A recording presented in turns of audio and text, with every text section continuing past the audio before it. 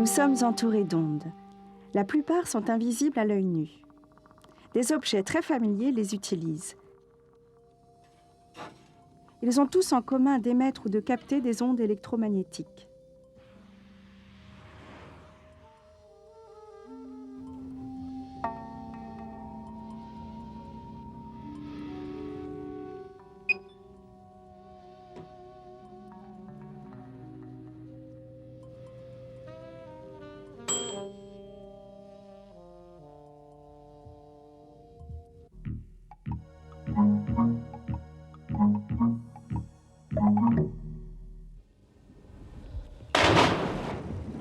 Une onde est une perturbation analogue à une ride qui se déplacerait.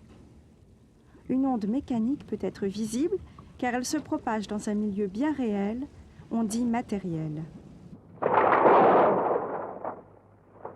L'onde électromagnétique, elle, se déplace à 300 000 km par seconde, 1 million de fois plus vite que le son dans l'air.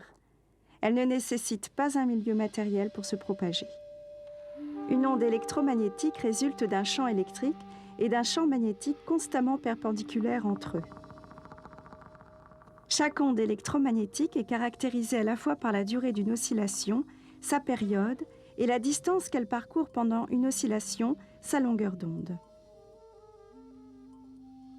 Le nombre d'oscillations qu'elle effectue en une seconde est sa fréquence, comptée en hertz.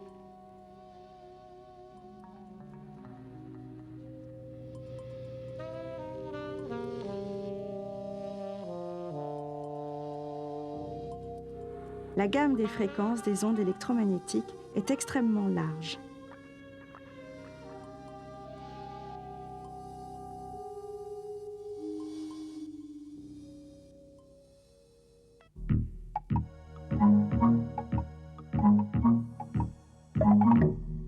Bien que les recherches théoriques sur la nature de la lumière aient débuté plusieurs siècles auparavant, ce n'est qu'en 1872 que le physicien écossais Maxwell établit la théorie des ondes électromagnétiques. Il fallut encore 20 ans pour que Hertz confirme expérimentalement la propagation dans l'air d'ondes électromagnétiques de fréquence beaucoup plus faible que celle de la lumière.